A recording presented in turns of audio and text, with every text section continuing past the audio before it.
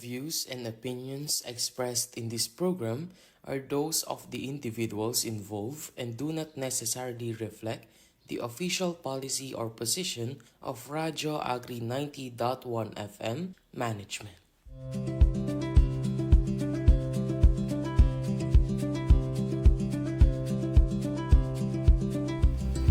Yan, so magandang araw po sa ating mga kapalay at mga karadyo agri. Muli po tayo magsama-sama sa panibagong talakayan sa programang Palay Bida sa Radyo Agri mula pa rin po sa Philippine Rice Research Institute, katuwang ang Radyo Agri 90.1 FM Filmec bilang isa po sa mga station partners nito. Ako po ang inyong makakasama, Badeth Grospe ng Philippine Center for Post-Harvest Development and Mechanization of Filmec, at sa loob po ng halos isang oras ay panibagong kaalaman na naman po ang hatid namin sa inyo tungkol sa pagpapalayan. At syempre, bago po tayo siguro mag-proceed sa ating kwentuhan, nag-jump na ako dahil nakikita na rin naman po natin sa mga nakatutok sa ating live stream ay as you can see ay muli pong nagbabalik.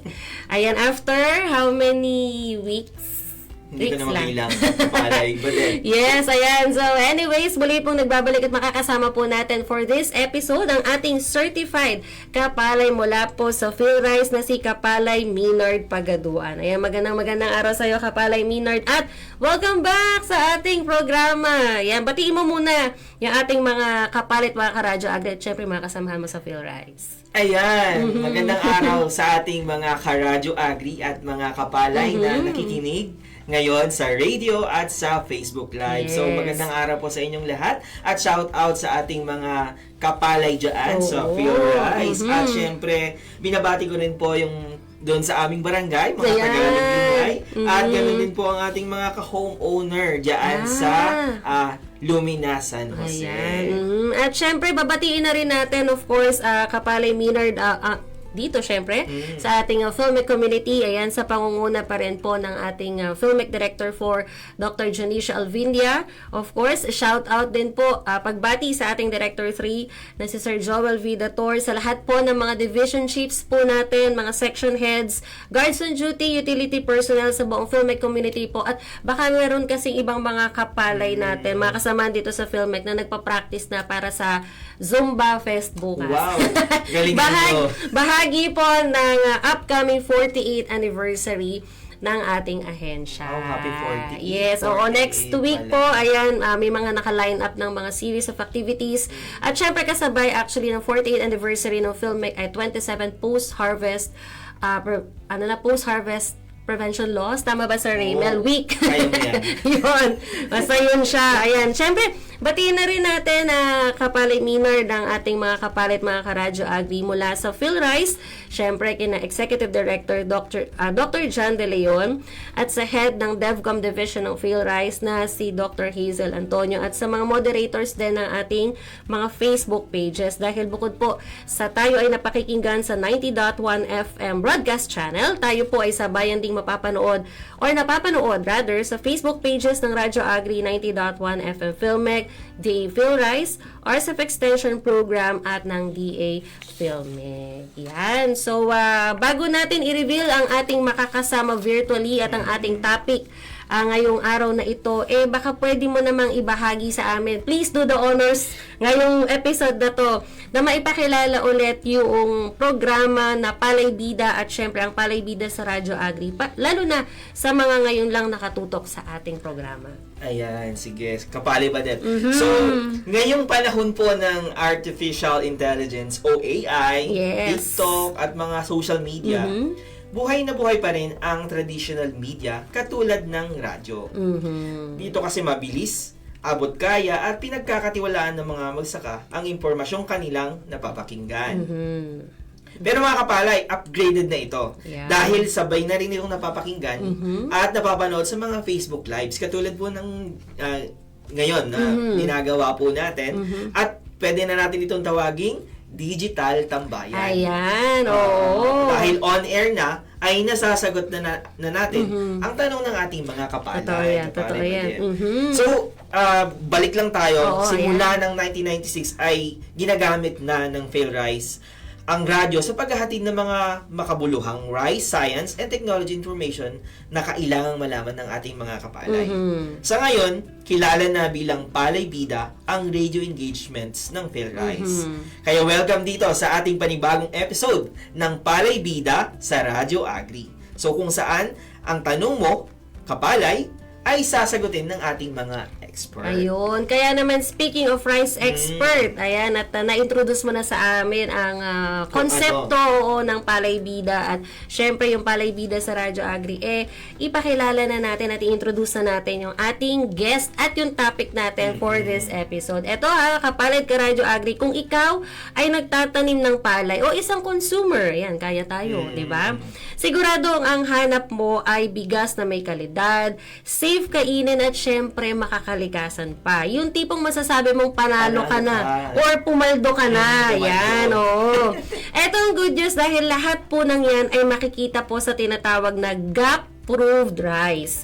So ito po ay isang produktong nagmumula sa mga rice farms na sumusunod sa pamantayan ng Philippine Good Agricultural Practices o yung PhilGAP ng Department of Agriculture o DA. So ito po ay isinusulong ng PhilRice sa ilalim ng Rice Business Innovation Systems o yung RICE-BIS. Yan, sige. Sa GAP-approved rice, hindi lang basta ani ang pinapahalagahan, kundi pati ang proseso mula sa pagtatanim hanggang sa pag-aani. Okay. So, sinisigurado natin na maayos, malinis, at ligtas ang bigas. Hindi lang sa mga mamimili, kundi para sa kalikasan at sa mga magsaka.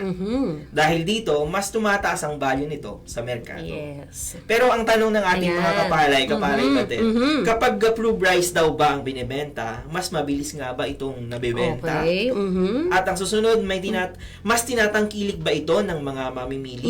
At totoo bang may mas mataas ng presyo kumpara sa mga karaniwang bigas? Yeah, mga frequently asked questions yan ng ating mga kapalay. At syempre, para sa atin naman pong mga kapalay na nais sumunod po sa ganitong sistema, ito naman yung tanong nila. So, paano nga ba maging PhilGAP certified ang isang palayan? At ano-ano yung mga concrete na mga benefits nito sa mga magsasaka at syempre sa mga mamimili? Dahil malalaman na natin ang kasagutan sa mga ito, kasama po ang ating nagbabalik na rice expert mula po sa PhilRice Agusan na si Kapalay Sharon Rivas, ang focal person ng Rice Business Innovation Systems Incorporated. Ayan. Batiin na muna natin ang ating kapalay guest ngayong araw na to. Magandang araw, Kapalay Sharon mula sa PhilRice Agusan. Kumusta po ang panahon nyo dyan, Kapalay Sharon? Yes po, magandang tanghali po, magandang hapon po sa ating lahat, sa lahat po ng nakikinig ng Radyo Agri, at sa lahat po ng nanonood ngayon sa Facebook Live, sa ating mga Facebook pages. Maganda po ang panahon dito sa Agusan, no? Medyo may konting pag-ulan lang, but generally, kagaya siguro sa ibang bahagi ng bansa, may init po ang panahon. Kapalay Sharon, tanong ko lang, kapag hapon ba, Ayan, umuulan pa rin din dyan? Or kahapon umulan, but medyo konti lang naman. Okay. Pero oo, okay lang din. Ayan. Dito po kasi intense. Oo, regular na. Oo, naging regular ito yung hapon. Oo, may kasama pong kulog at kidlat yun. Ayan, but at least all is good, of course, sa ating featured rice expert ngayon na makakakwentuhan natin for today's episode. So, simulan na natin, Kapalay Maynard and of course, Kapalay Sharon. Dahil ito na po yung aking first question na nababanggit na rin natin kanina. So, Kapalay Sharon, ano po ba yung tinatawag na PhilGAP certification at bakit nga po ba mahalaga na dapat ay PhilGAP certified na ang farm po ng isang magsasaka? Yes po, yung PhilGAP po, that stands for, yung Phil stands for Philippines, at yung GAP ay Good Agricultural Practices. Ngayon yung PhilGAP po ay kinakampaign natin dahil ito po ay alinsunod sa Republic Act 10611 o yung tinatawag nating Food Safety Act of the Philippines. Okay. Now yung PhilGAP po, ito po ay quality assurance system o pag-i-ensure, pagsiguro ng kalidad ng mga produkto. At yung PhilGAP certification po, yung PhilGAP ay meron pong 4 na pillars. Yun po ay food safety, product quality, environmental protection, at workers' health and safety. So tinitingnan po yung apat na areas na yun kung tayo po ay magpapa-PhilGap certification o kaya yung bukid natin. Actually, yung bukid yung ating ipapa-certify sa PhilGap. Ngayon po sa tanong po ninyo na bakit mahalaga? Mahalaga po yun unang-una dahil tayo pong mga magsasaka, for example, sa ating mga rice farmers, bakit mahalaga ang PhilGap certification? Tayo pong mga magsasaka, usually po, for example, dito po sa Agusan del Norte, hindi ko lang din po alam sa mga bandang Luzon, bandang Nueva Ecija, but nagtitira kami ng 5 to 10. Yung mga farmers natin nagtitira ng 5 to 10 na sako. Ang purpose nun ay binibila nila at kinukonsumo. So kung meron tayong PhilGap certification, ibig sabihin na sigurado tayo na yung kinakain natin, yung ating produkto ay nakasunod sa mga standards, no? Sa mga standards ng food safety, ng environmental protection, ng workers' health and safety, at saka product quality. Okay. Pangalawa po, aside sa kinukonsumo natin ang ating sariling produkto, bilang food producers, tayo po ay may responsibilidad, hindi lang po na mag-produce ng pagkain, but basically, may responsibilidad din po tayo na i-ensure na yung pagkain na binibigay natin, binibenta natin sa ating mga consumers ay malinis, no? Hindi nagko-contain ng mga poisonous materials o kaya merong mga mikrobyo na maging dahilan pa na masira ang kalusugan ng ating mga consumers. Oo. So, responsibilidad din po natin yan ng mga farmers. At pangatlo po, ito pong PhilGap certification, sa amin pong experience noong nalaman na ng aming mga consumers na may bigas pala from PhilGap certified farm. Meron na pala dito sa merkado na Gaprove rice, na PhilGap certified rice, kasi kinumpanya din po namin yan. Pinaalam namin sa aming mga partners at sa mga konsumante. Sa experience po namin, mabilis pong ibenta. At naibebenta po namin na mas mahal. Kasi po, share ko lang po, ito pong PhilGap certification, itong GAP certification, ito po ay requirement kung tayo ay mag-i-export. For example, dito sa Mindanao, kami po ay known to export banana, no, to China and to other countries. May yung pong mga farms na yan ay GAP certified po. Nakapasa po yan sa GAP certification. Kung anong produktong agricultural na i-export, nagre-require po yun ng GAP certification. So yung GAP certification po ay nagbibigay ng marketing edge sa ating mga produkto.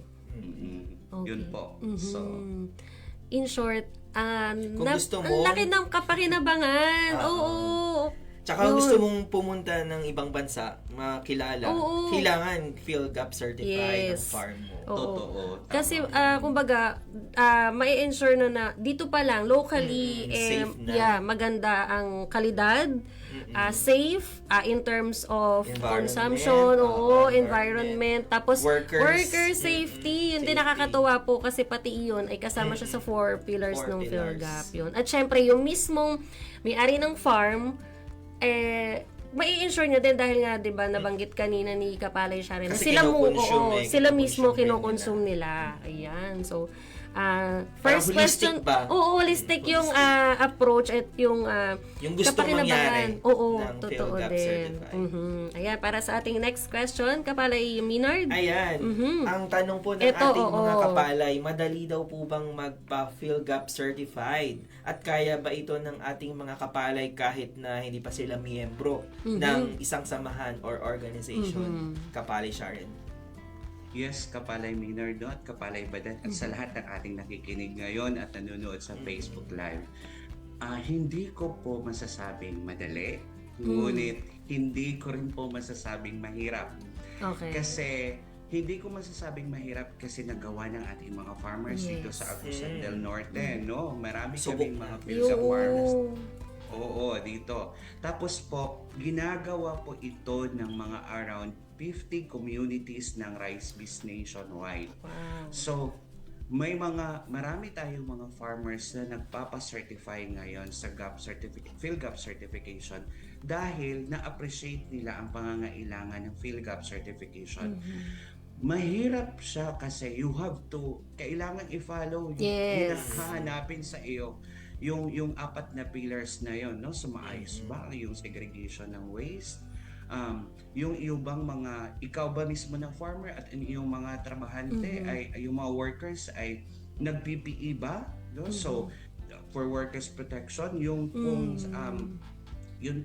food safety, yung paggamit ba ng mga pestisidyo ay naaayon ba doon sa recommended lamang, no? So kailangan ding reviewin yung ating palay check system. So lahat ng yun titingnan kasi ini-ensure, actually yung BPI po ang may mandato ng PhilGap certification, no? So kami sa RiceBiz po, we are working with our partners, ATI for the training, DARFO po for the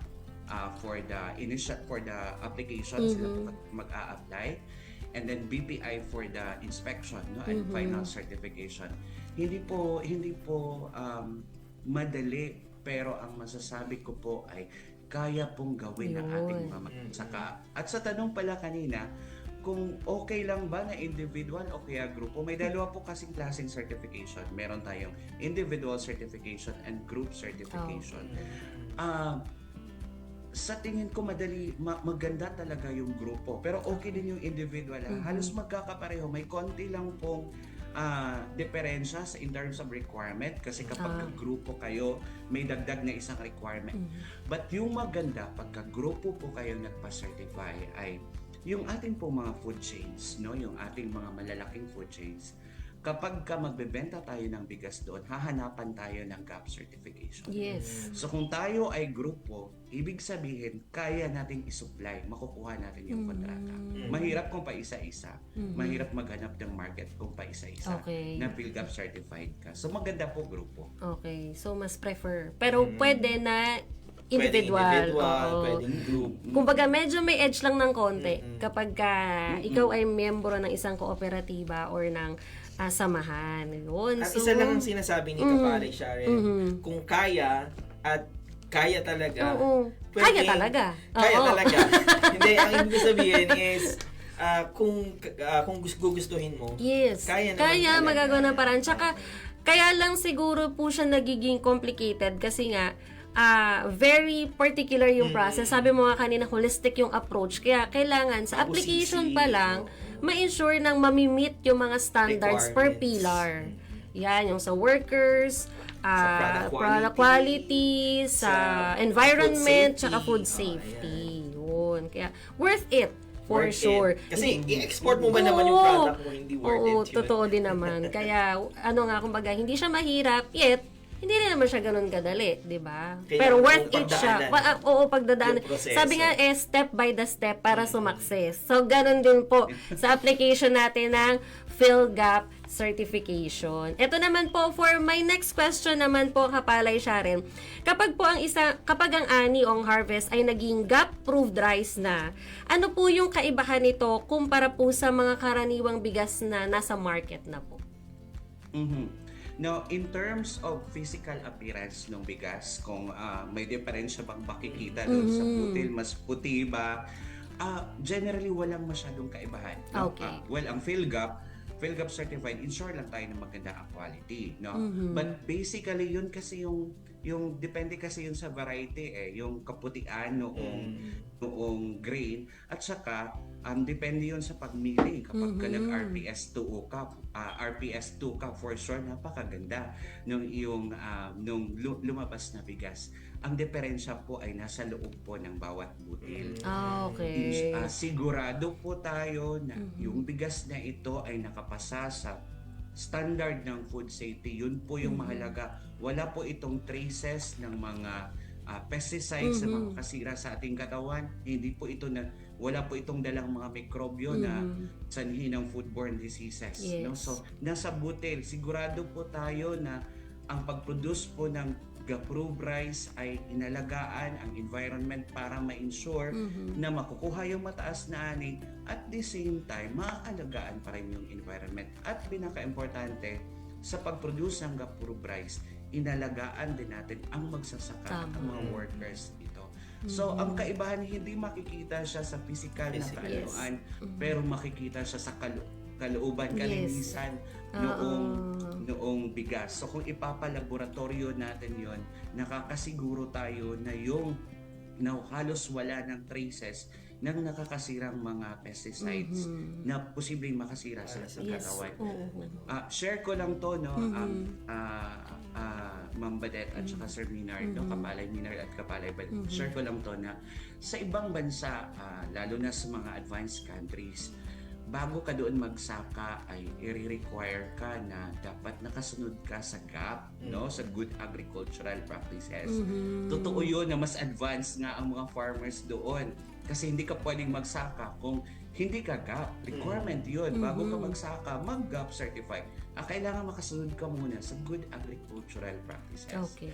At ito yung palagi kong sinasabi na maganda sana na ito kasi kaya pinupush namin itong GAP certified, itong GAP certification kasi para nga bigyan ng marketing edge kasi yung ating mga farmers, kasi yung nakikita natin ngayon sa market, yung mga binibili lang talaga, yung preferred talaga ng mga consumers ay yung mga bigas na imported sa kung saan galing. Well, we can't blame them, no, kasi maganda no, so maganda, pero ito yung gusto kong ipaabot na din sa ating mga consumers at sa ating mga co-op na kaya natin i-compete yan kasi meron tayong 160 na pagkasarap-sarap, di ba, na mabango, masarap, malambot.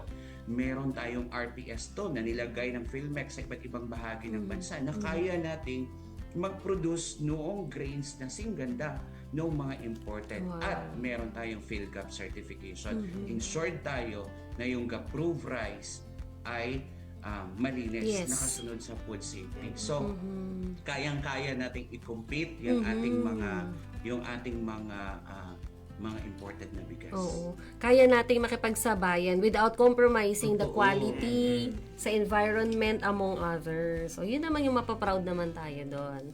Diba? Ayan. Ayan, for our next question na, Kapalay Minard. Ayan, connected dito Kapalay Sharon sa last na tanong po natin is, paano daw ba masasabi na ligtas, malinis, at makakalikasan ng tinatawag natin na GAP-proof rice? So, halimbawa, pumunta ako sa supermarket, meron ako nakita na bigas. Paano ko masasabi na ito ay GAP-proof rice? Oo.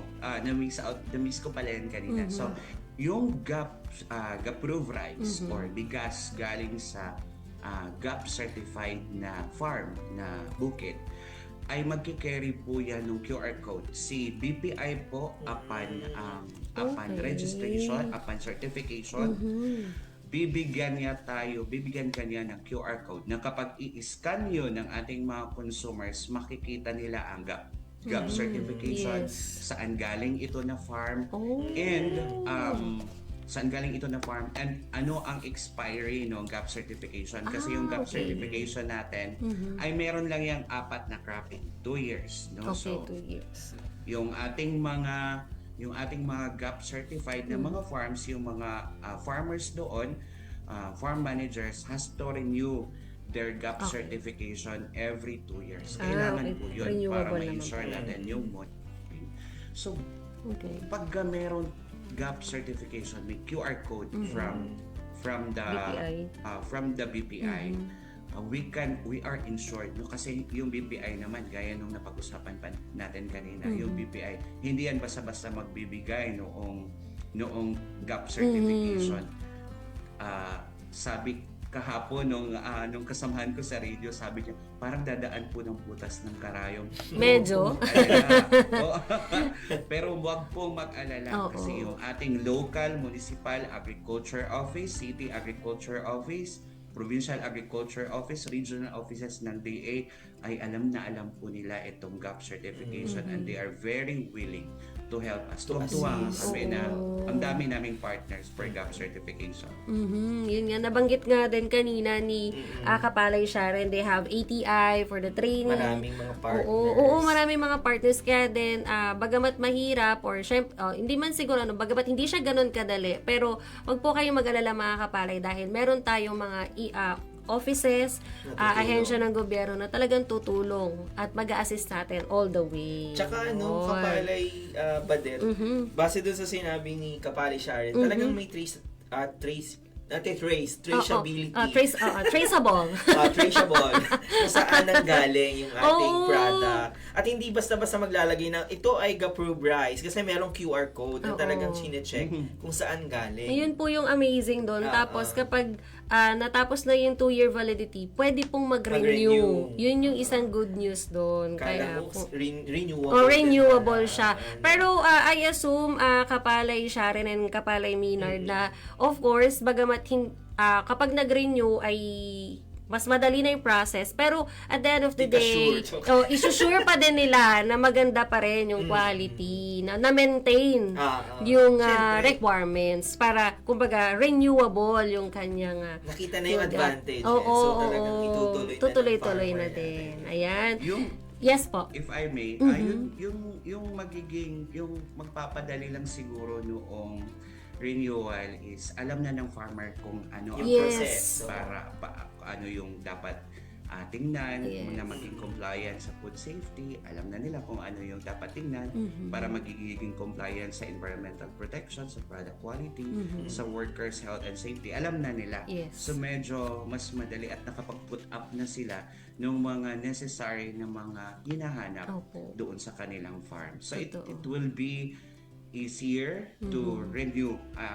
Sa ngayon, we are on the process of renewing na our farmers na nagpa-register noong 2024. Wow! Yun. At tsaka ang kagandahan ng Kapalay Badot, may nag-a-assist sa kanila na rice bees. Oo din. Ayan, ang rice bees ay naka-standby, naka-assist all the way. Pag mag-a-apply ka man or for renewal na ang iyong GAP certificate. At Kapalay Badot, hindi lang yan sa palay ha. Pwede rin yan sa iba't ibang crops. Iba't ibang commodities. Kaya yun. So, ang focus natin ngayon talaga rice kasi syempre nasa PhilRice tayo. Yes, ayan. Yun naman yung good news po doon. Kumbaga, ang GAP certification ay hindi lang po sa rice. So, iba't ibang commodities po yan. Kaya, pwede silang mag-inquire sa mga regional field offices ng DA, sa mga local and municipal and provincial agriculture offices sa inyo pong lugar para maipa-certify nyo po whatever commodity yun pong inyong itinatanim. Sa mga televiewers natin, mga listeners.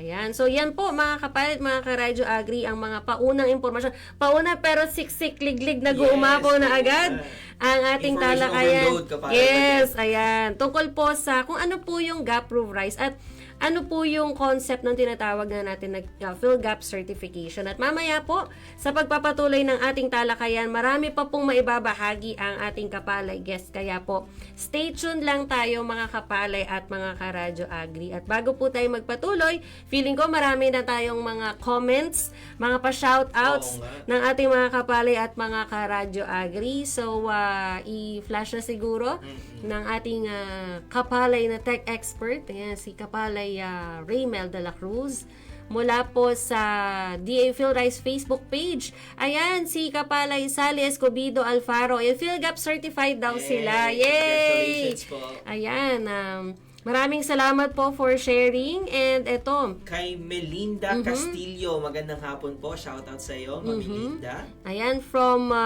Kapalay, tama ba? Ailes.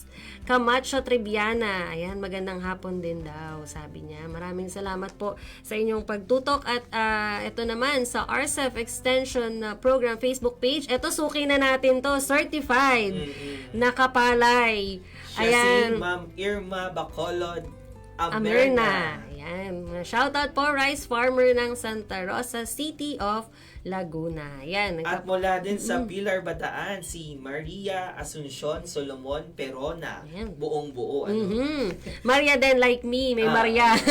At shoutout din kay Paul Olivera mula sa Magilayan Farmers Association, Lopez, Quezon. Shout out po sa inyo at sa mga kasamahan po ninyo sa inyong kooperatiba. At sa lahat ng mga kapalay po natin na nakatutok sa atin via Radyo Agri 90.1 FM PhilMec Facebook page, RCEF Extension Program Facebook page, DA PhilRice at DA PhilMec. At syempre, yung mga nakatutok din via 90.1 FM na ating broadcast radio. At bago tayo magpatuloy sa ating talakayan, panoorin po muna natin ang ilan pong impormasyon kaugnay ng Gaprove Rice.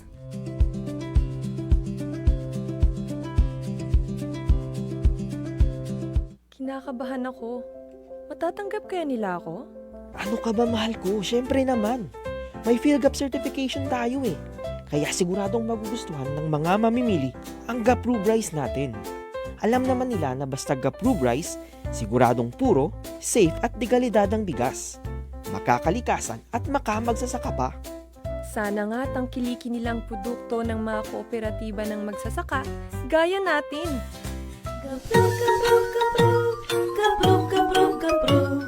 Dito siguradong rice ay safe at quality. Para sa karagdagang impormasyon, mag-text o tumawag sa PhilRice Text Center 0917-111-7423. Ano naman ang ipapakain mo sa anak ko kapag nagsama kayo? Huwag po kayong mag-alala, Don Dinorado. Pakakainin ko siya ng pinaka-safe at dekalidad na bigas, ang GAPROVE rice. Pasado po ito sa Philippine Good Agricultural Practices o PhilGap. Kaya walang masyadong kemikal, safe, makakalikasan at makamagsasaka. Kaya huwag na po kayong mag-alala. Ako na po ang bahala kay Jasmine. At kapag kinasal kami, pati po kayo, susuplehan ko ng GAPROVE rice.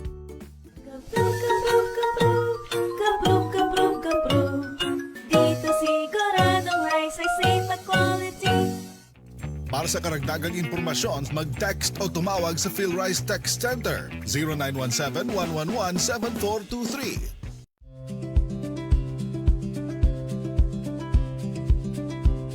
Ayan. Tayo po ay nagbabalik. Ayan, patuloy pa rin po kayo nakikinig dito sa programang Palay Bida sa Radyo Agri. Mula pa rin po sa Philippine Rice Research Institute, katuwang ang Radyo Agri 90.1 FM Filmic. Kung meron po kayong mga katanungan na may kinalaman po sa ating talakayan ngayong araw, maaari po ninyo itong ilagay sa comment section sa ating live airing ngayon sa mga Facebook page ng Radyo Agri, DA Filmic, DA PhilRice at ang RCEF Extension Program. Maaari rin po kayo mag-text sa ating Radyo Agri text line 0962-119-7445 at sa PhilRice text hotline na 0917-111-7423. At kapali ba din ay sina-shoutout din Yes, natin oo. yung nag-text sa ating PhilRice Text Center sa numero bilang 0917-111-7423. Shoutout sa iyo, Ma'am Marfe Kinlat Yan. from LGU Dingle, Iloilo. Yan, shoutout po. Sa mga hindi po nakakapanood ng ating live, pwede po kayong mag-text para sa susunod ay ma-shoutout po namin kayo.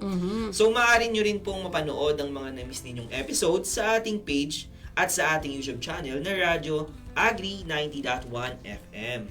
Sa mga hindi naabutan ng simula ng ating talakayan ngayong hapon o sa mga hindi totally nakapakinig, muli ninyo rin pong mapapakinggan ang episode na ito sa Sabado.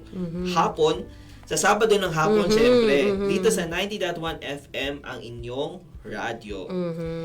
Balik na po tayo sa ating talakayan tungkol sa GAPROVE rice, Kapali Badet. Kasama pa rin natin sa ating live via Zoom si Kapalay Sharon mula sa PhilRice Agri. Ayan. So, para po sa pagpapatuloy ng ating talakayan na Kapalay Sharon, ito po, totoo po ba na mas madaling mabenta at medyo may kataasan po yung presyo ng ating GAPROVE rice?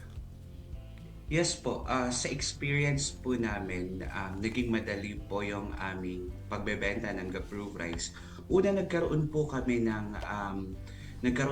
ng campaign, no, sa community. Pinaalam po namin yung na meron ng GAPROVE rice. Actually, yung mga consumers po natin, kapag pala malaman nila na ito pala ay una, locally produced, pangalawa, ito ay may GAP certification. Malaman lang nila na ito ay nakasunod sa food safety. Sa experience namin, mas ipiprefer ni consumer ang ganun. Okay. And also, syempre, depende din, no, dito kasi sa Agusan del Norte, ang gusto talaga ng mga farmers ay ng mga consumers ay pure 160. Yun talaga yung hinahanap nila, yun talaga yung makakakuman ng price. Okay. At nung pure 160 at GAPROVE ba siya, GAP certified, naging mabilis po ang kanyang benta. At syempre, kami din po ay nakipagtulungan sa iba't ibang ahensya ng gobyerno, no, such as DSWD, para ang aming produkto po, ang produkto po ng farmers ay maibenta din po sa iba't ibang mga agencies at iba't ibang mga programa. Opo. Kaya ang Gaprove Rice po natin ay nasa SLP bigasan po dito sa Cabadbaran City, yung mga bigasan ng SLPs.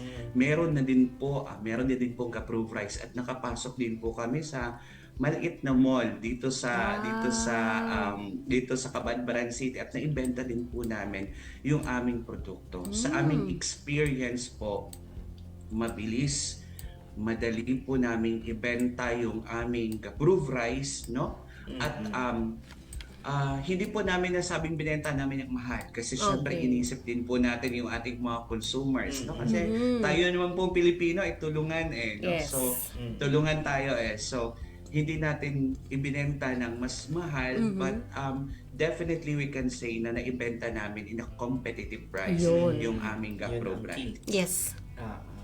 Yun yung term. Hindi siya mahal, but competitive.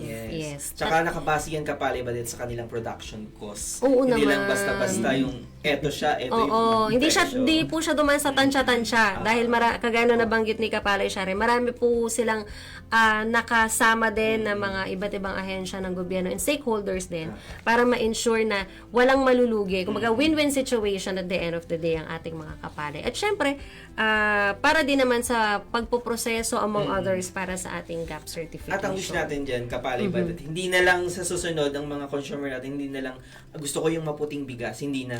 Gusto ko Gapro Rice. Yun talaga.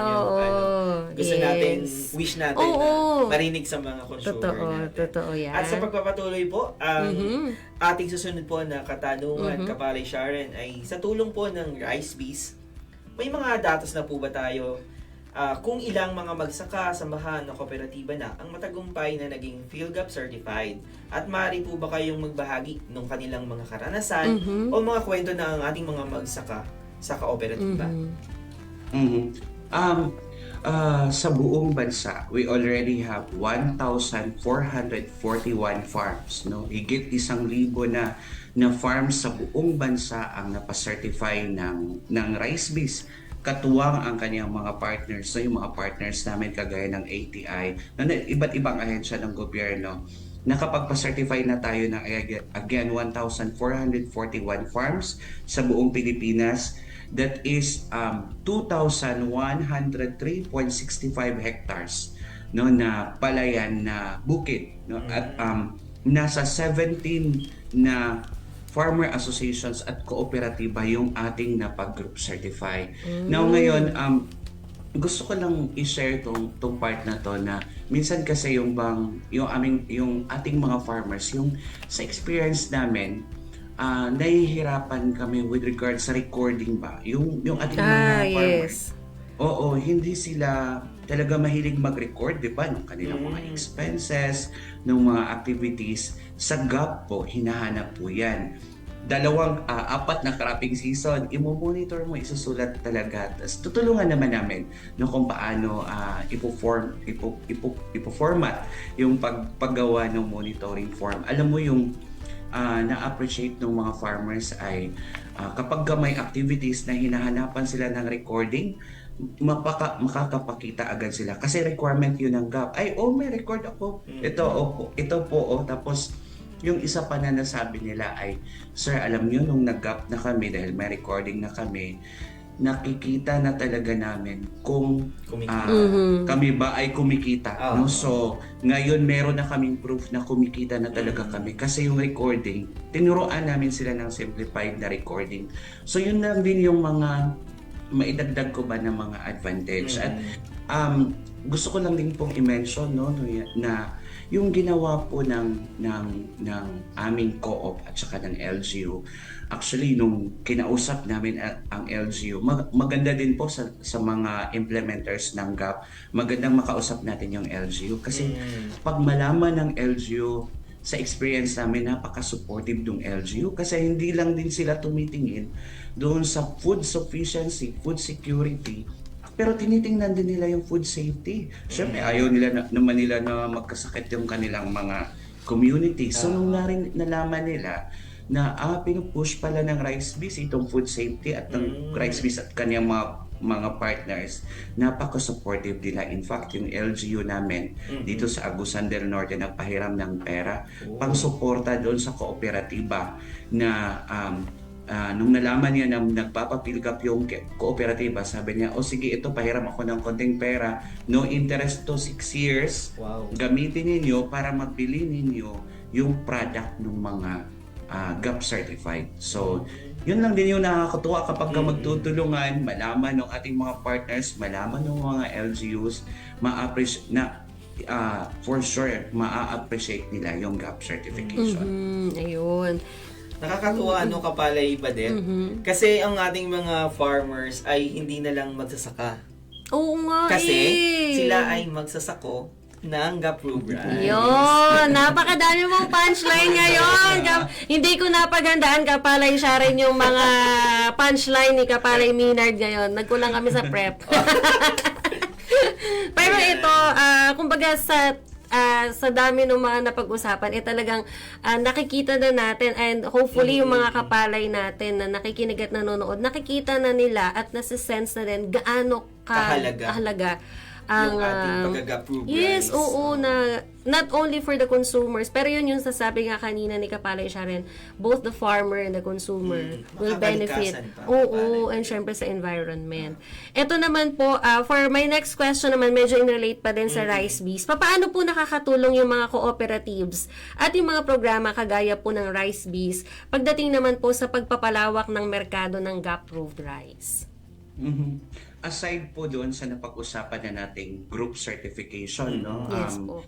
Ang ginawa ng co-op namin, i-share ko lang, no? So, nung marami na kaming mga GAP certified farms at nakikita na ang malakas pala yung bentahan kapag may GAP certification ang bigas, GAP-approved rice. So, ang ginawa po ng co-op, yung tulong po, yung pinahiram po na pera ng LGU, binili po nila yung palay, yung mga GAP certified na palay, binili po nila ng merong price differential. So, kung sa labas, binibili ng kunwari 18. Sa kanila, kapag GAP certified ka, bibilihin nila ng 18.50. Kung sakasakali namang NSIC RC 160 yung GAP certified na yung farm na GAP certified, tanim ka ng NSIC RC 160, 150 yung diferensya, no? So kung 18 yung bili sa labas, 1950 yung bili ng co-op. Bakit? Kasi kaya naman namin ibenta. Kaya namin ibenta ng competitive price sa market. Kahit medyo mahal yung bili doon sa galing sa farmers. So, makakatulong po yung ating mga kooperatiba, yung nasabi ko kanina, kaya nating mag-produce ng makakakompete doon sa mga imported, NSIC RC 160, ipagiling natin sa RPS2 ng PhilMec. Pagkatapos ito ay GAP certified, gandahan natin yung packaging. Kaya nating makipag-compete sa mga imported na mga bigas. Oo. So, kapag mabilis yung bintahan natin ng bigas, magti-trickle down ito sa ating mga farmers. Mabilis yung bintahan, competitive price, mabibili yung ating palay ng ating mga farmers, yung GAP certified na palay, ng mas mahal. Without compromising the quality. Yes. Yun yung importante doon, na may kamahalan ng very, very light lang. Pero kung bilang isang consumer, kung may-enjoy mo naman kainin yung rice, yung bigas na yung nakain sa iyong kapagkainan, it's all worth it din naman. Tsaka talaga. sure ka na talagang safe yun. Safe, 101%. Kumbaga kahit saan dalhin, nabanggit kanina ni Kapalay Shari, ipalaboratory mo man yan, sure ka. Oo, physically, internally. Internationally At internationally, lalaban talaga siya. Yun. Ayan. For our last question. Ayan, para para last sa question huling na. tanong na Kapalay Sharon, ang sarap ng ating kwento. Oo nga.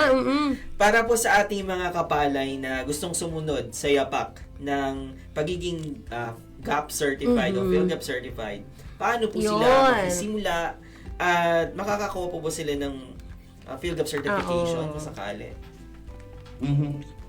Bago po yun, gusto ko lang din pong i-encourage yung ating mga consumers na i-prioritize po natin yung product ng ating mga local farmers. Magtulungan po tayo, suportahan po natin yung ating local farmers. And most especially, tayong mga consumers maging picky din po na Oo tayo naman. sa Yes, ating mga totoo po yan. kinakain nyo. Yes.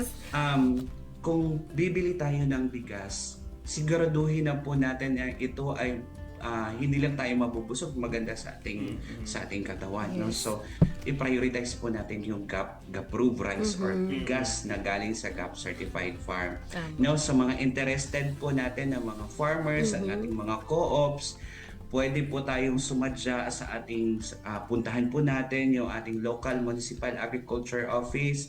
Kung malapit po tayo sa provincial agriculture office, pumunta po tayo doon. Kung malapit po tayo sa regional office, pumunta po tayo doon. Yung ating pong mga taga Department of Agriculture, kasama kami sa PhilRice at sa iba pang sangay ay may alam tungkol sa GAP certification. Matutulungan po namin kayo. At definitely, kami po ay tutulong sa inyo dahil gusto po natin na hindi lamang magkaroon ng sapat ng bigas ang Pilipinas, ngunit magkaroon din ng sapat na safe na sapat na ligtas na bigas ang Pilipinas. And Kapalay Sharon, meron tayong additional question from our televiewers. Ano daw po yung pagkakaiba nung GAP-approved rice saka sa organic certified rice? Yung organic certified rice, no, organic certified. So nag-undergo talaga yun ng certification from a third party. Yung kaibahan po, yung organic po ay talagang hindi po yun nag-apply ng inorganic fertilizer ng mga inorganic pesticides. Itong GAP po certification ay in-apply po ang pesticides at ang inorganic fertilizer nang naaayon lamang sa rekomendasyon. Kapag lumampas ka pa doon, controlled, according lang to the recommendation. Kapag lumampas ka doon at malaman ng BPI o makita doon sa iyong laboratory, tatanggalan ka ng GAP certification. Hindi ka pumasa. So yung organic, talagang no application yun ng mga inorganic. Pero yung GAP certified ay na-applyan yun, ngunit andun lang sa limit na sinet, no, noong soil analysis o kaya noong recommendation sa pesticide, yun, sinunod yun sa GAP certification. Walang hindi lumampas. Okay. So, yun yung kanilang malinaw yun, Kapalay difference. Sharon and Kapalay Badet. Ayan, at sana ay nasagot po, nalinawan ang ating kapalay na si Kapalay Maria Asuncion Solomon Perona tungkol po dun sa difference ng GAP-approved rice certified sa organic certified rice farming. At eto ilang mga pa-shoutout pa from Kapalay Paul P. Olivera. Na-mention na pala to. Ayan, pero shoutout pa rin po. From Barangay Margilayan, Farmers Association na Lopez Quezon. At ito from Kapalay. Pangasinan naman, si Kapalay Dong Castillo Alvendia. Oo, yan. Alvendia kasi yung last name ng aming Director 4. Ayan. Muli po, shout out po sa ating Director 4, Dr. Janicia Alvendia. Yan. So, with that po, maraming salamat po, Kapalay Sharon, sa napaka fruitful. Ang dami din po naming learning. Dito po. Pero rice ang pinag-usapan. Yes, oo. Riceful. Na kwentuhan po at syempre po as always sabi nga natin kanina nagbalik na rice expert natin sana po ay masundan. Personal na yan. Pagka po nag-away kayo ng PhilRice Central Office, malapit lang po ang PhilMec. Ayan, nang makapagkwento na sana ay makapag-set ng Palay Vida episode. Biglang guest. Andyan pala siya. Ayan po. Kapalay Sharon, bago ka namin tuloy ang pakawalan, baka po meron kayong mga shoutouts o baka may nakalista kayong mga babatiin dyan, yung mga office mates niyo po from PhilRice Agusan. Yes, mag-hello lang po ako sa lahat po ng mga taga PhilRice na nanonood ngayon sa ating live stream. At syempre po, isa-shoutout ko po yung ating mga farmers. Yes. Lang po tayo, adya lang po tayo, talagang laban lang at kami po ay makikipagtulungan sa inyo para ma-achieve po natin yung high yield at saka high income. Yes, oo din. Ako, maraming salamat po. Kapalay Sharon sa pagsama po sa amin ngayong oras na ito. Ayan. High yield, high income, and safe. Yes, ayan. At mag-iingat po kayo dyan at syempre po, regards po sa inyong mga kasamahan dyan sa PhilRice Agusan. Maraming salamat po ulit, Kapalay Sharon. Yes po. At yun, dahil nakita ko yung aming mga former interns, ayan, shout out po sa ating mga interns. At speaking of interns, ayan, syempre dahil ang CLSU ay magpapatapos ulit. Para silang parents no, na magpapatapos. Happy graduation sa lahat ng mga graduate nating mga students sa CLSU. Yes, oo, yan. Dahil confirmment na, I think, by Friday. Kaya po congrats sa ating mga magsisipagtapos na mga estudyante sa CLSU. Ayan. So, ayan, mga kapalay tanungan segment yes, na. Pero bago yun ay sagutin muna natin. Yes, oo. Yung katanungan last time. Oo, ano ba yung tanong? Tama o mali? Ang mga variety tulad ng NSYNC RC572, RC732, RC578 at RC480 ay nirerekomenda para sa panahon ng El Nino dahil kaya nilang tiisin ang kakulangan sa tubig. Ayan, at ang tamang sagot po ay ito po ay tama. Tama! Dahil yun ang tamang sagot. Tamang sagot.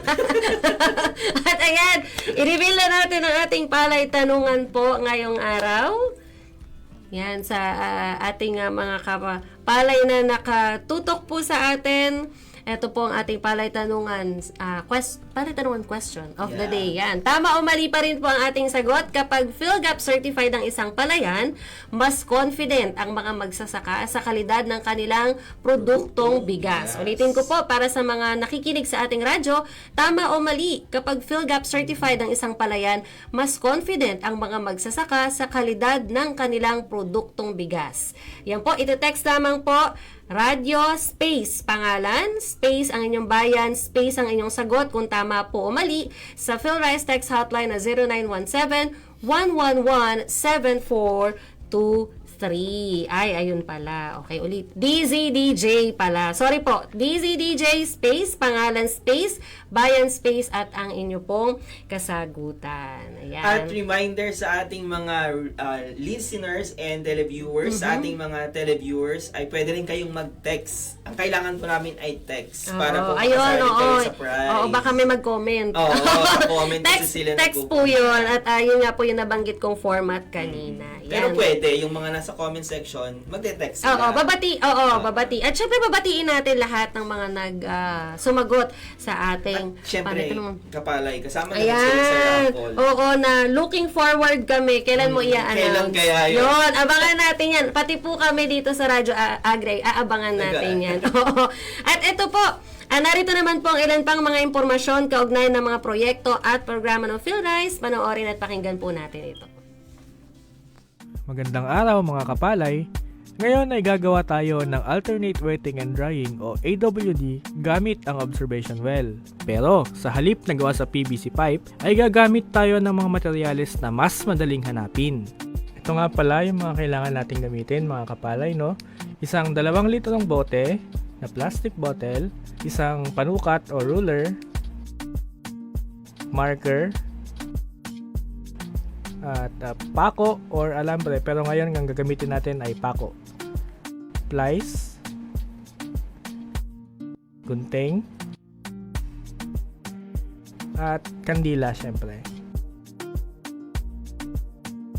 Ayan, ang una natin gagawin mga kapalay ay sumukat ng 25 cm pahaba, at syempre markahan na din natin. Ayan yung marka. Tapos, putulin natin gamit ang gunting.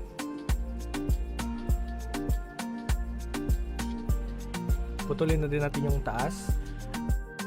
And make sure lang mga kapalay, no, na yung butas dapat na yan ay kakasya yung kamay natin. Yan, itong butas na to.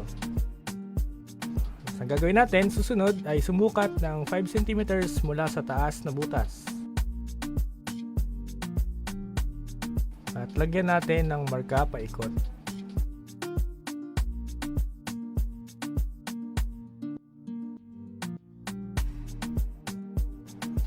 Pagkatapos niyan, ilagay natin ng marka na WS para sa tag-ulan.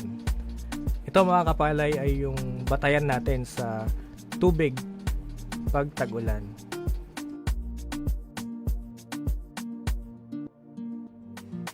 Ayan.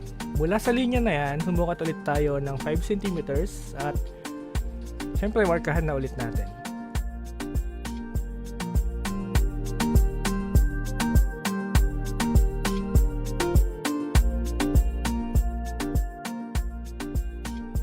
At dito naman, maglalagay tayo ng marka na DS para sa tag-araw o dry season.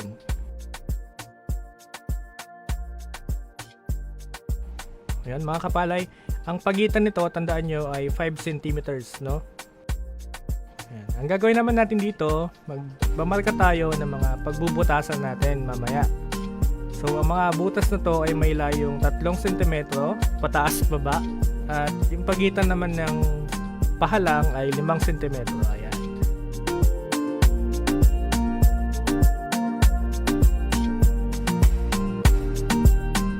Gamit yung kandila, ipainit natin yung pako na gagamitin nating pambutas.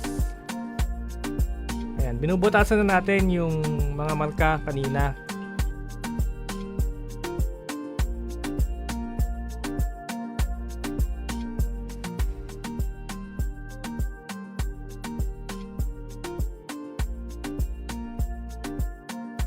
So ayan, ito na yung mga butas kanina.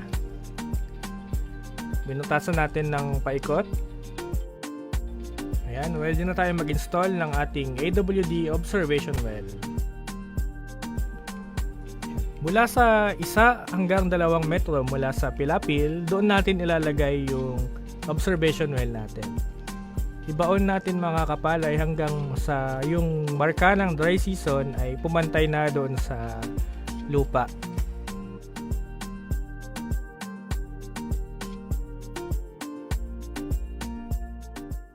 Pagtapos nito ay kukuhayin natin o bunutin, tanggalin yung mga lupa or putek na nasa loob ng observation well.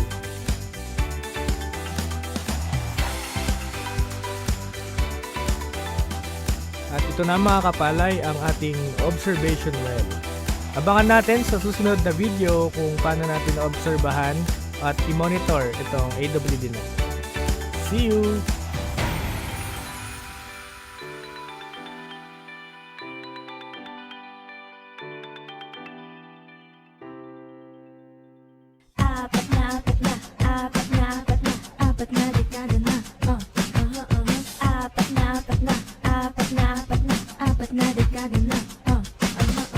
Kilalanin ang mga teknolohiyang PhilRice yan. Mga teknolohiyang nagsisilbing gabay sa produksyon ng palay. Nariyan ang Palay Check System. Gabay sa pagpapalayan mula sa pagpili ng binhi hanggang pagsisinop ng ani. Palayamanan Plus. Sistema ng pagsasaka alinsunod sa planadong pag-iiba-iba, pagpapaigting at pagsasama-sama ng iba't ibang uri ng produksyon sa palayan upang magkaroon ng mas maraming produksyon at mataas na kita, karagdagang halaga ng mga produkto at mas maayos na pagbebenta. -1 element technique. Tinutukoy ang kulang na sustansya sa bukid. Mayroon ding PhilRice apps, LCC, Moet, Palay Check app at Bining Palay app. Ilan lamang ang mga ito sa teknolohiyang PhilRice yan.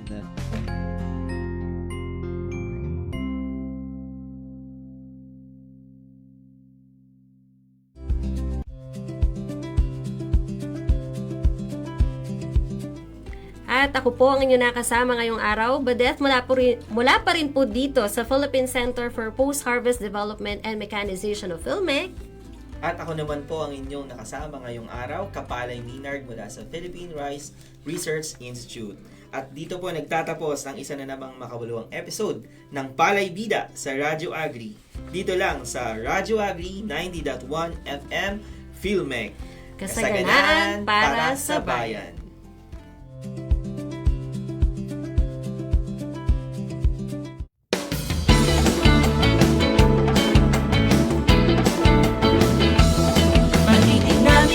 Sasaka, ikaw ang tunay na bida.